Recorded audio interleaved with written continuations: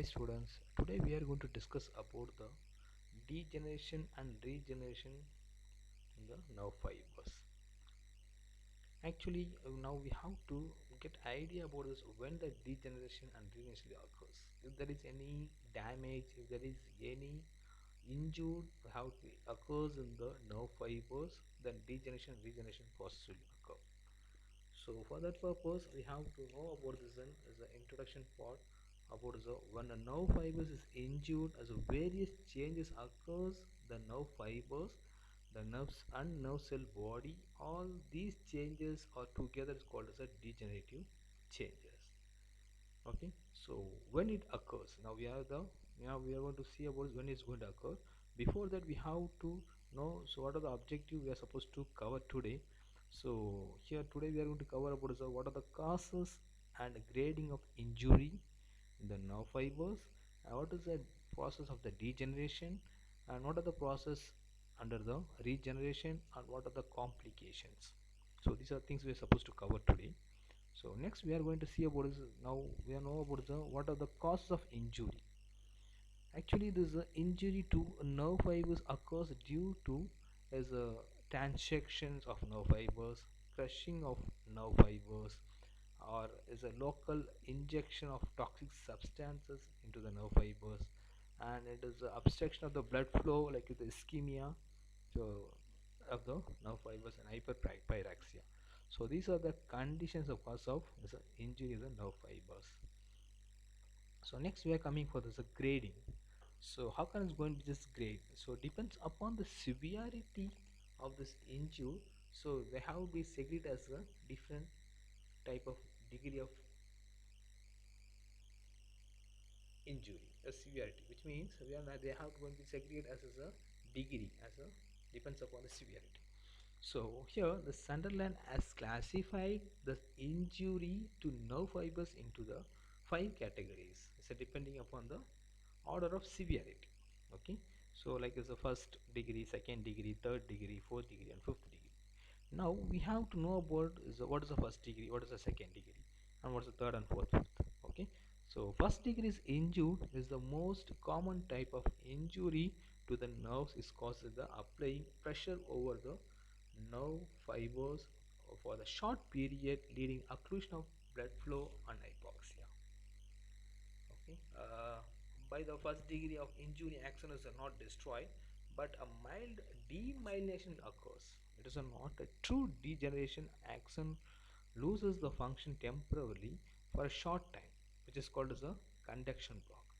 The function returns within the few hours to few weeks itself. So first degree of injury is otherwise called as a sudden neuropraxia. Okay. So next we are coming for this second degree. The second degree is due to prolonged severe pressure which causes a Valerian degeneration, like the endoneuriums intact, repair and the restoration of the function take about the 18 months, and actually in the first degree it takes a few hours to few weeks, but in second degree it takes 18 months, and the second degree otherwise is called as a axonotmesis. Okay, next we are coming for this third degree. Is in this case the endoneurium is interrupted, epineurium and perineurium are intact. So after degeneration of the recovery is slow and poor or it will be incomplete.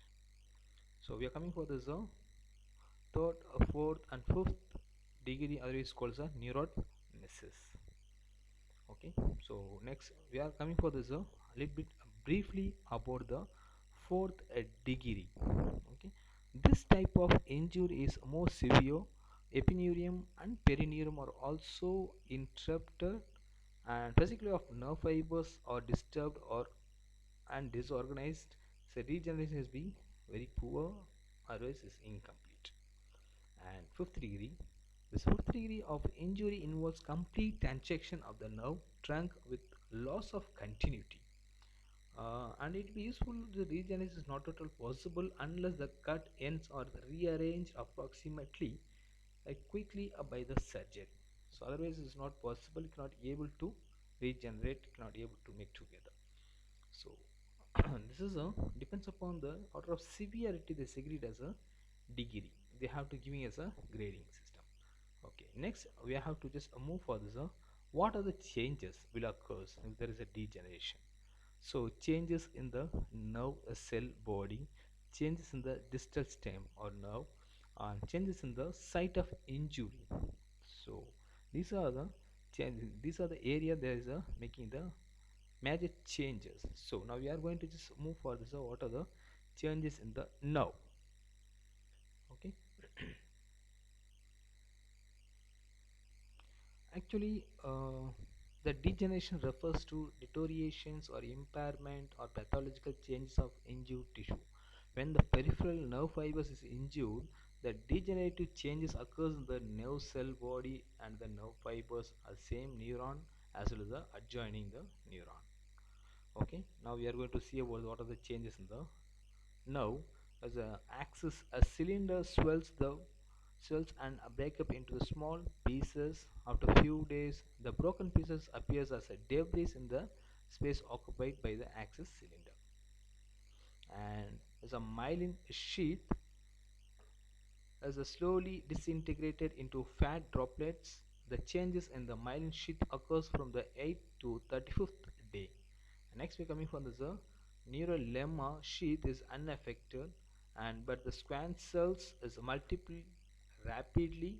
Macrophages is invade from this outside and remove the debris of axis cylinder and fat droplets of disintegrated myelin sheath, so the neurolemmal tube becomes empty. Later it is filled by the cytoplasm of squamous cells. All these changes take place about 2 months from the day of injury. Next we are coming for this changes in the nerve cell body. So chromatolysis. Actually the changes in the nerve cell body commence within the 48 hours after the section of the nerve. The changes are the first the nasal granules disintegrated into the fragment by the chromatolysis, and Golgi apparatus is disintegrated, and is a nerve a cell body swells due to the accumulation of fluid and becomes a round, and neurofibrils is a disappear followed by the displacement of the nucleus towards the periphery. Sometimes the nucleus will be excluded out of the cells. In this case, a death of the neuron occurs and regeneration of the injured nerve cell is not at all possible. So these are the changes is occurs in this nerve cell body. Better have to show the diagram that is easy to understand. So this is a normal neuron, and this side it is a degenerating neuron. So here let's we see from the step by steps the synaptic terminal of distal to the lesion in the axons of the degenerate, and whether in degenerations is a loss of axonal structure distal to lesions, because just compared to these distal areas easily to identify if there is will be degenerations will be occurs, and the myelin degenerates are leaving the debris behind, and here as a microglia or as a macrophages as they scavenge the debris of the breakdown, and endoplasmic reticulum degenerates is like is a chromatolysis, and finally there is a retrograde transneural degenerations. So retrograde neurons will be just terminal intract retract, and the neuron degenerate. Next is the flow of information. So this is, I hope we will be just differentiate these two diagram.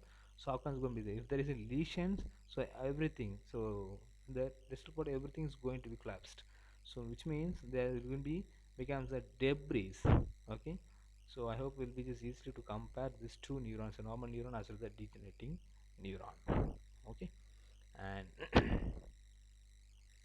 an important thing if an is afferent nerve fiber which is present in the transneural degenerations actually is the examples of the chromatolysis on the cell. A lateral geniculate body occurs due to the section of the optic nerve, degeneration cells in the dorsal horn. So like this, there is some more example in B, etc. And next we are coming for this degree of damage, and chromatolysis depends upon the variety of neuron will be affected. Distance, that's the most important that we're going to see in the further slides.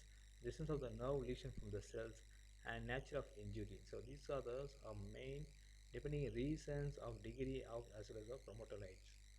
And next we are coming for this regeneration changes. So we cover the outcomes going to be just degenerated. So now we are going to be just see the regenerate. Don't confuse with the degeneration and regeneration. Degeneration how it is to it is after injured, and this is to making the remodeling of the neuron. So now we have to know about what are the changes that occurs in the regeneration of the nerve fibers. Okay, now we have to know about the regenerative changes, the changes in the nerve cell body. Before that, we have to know about what is the regeneration exactly. The term regeneration refers to regrowth of lost or destroyed part of a tissue. The injured and degenerated the nerve fibers can regenerate. It starts as earlier as fourth day of after injury, but becomes a more effective only after 30 days and is completed about 80 days. Okay, and now we have to know about this is what are the general criteria of for the regeneration.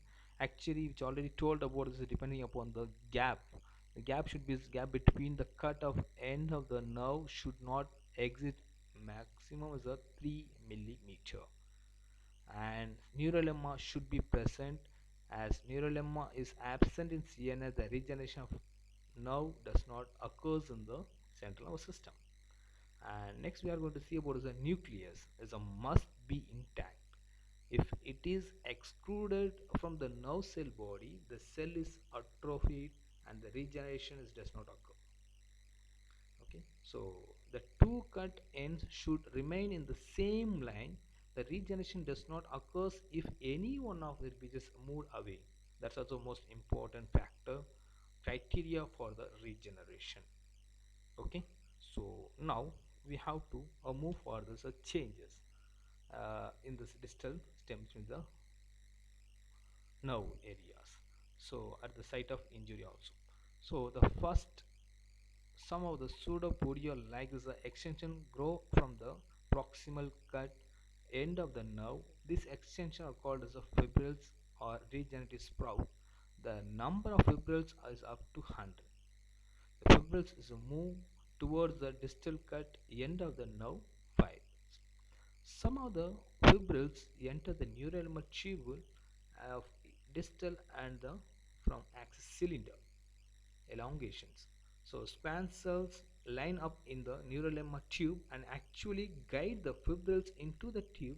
Squam cells also synthesize a nerve growth factor which attract the fibrils from the proximal segment. An axis cylinder is fully established inside the neurolemma tube. These processes are completely in about 3 months after injury.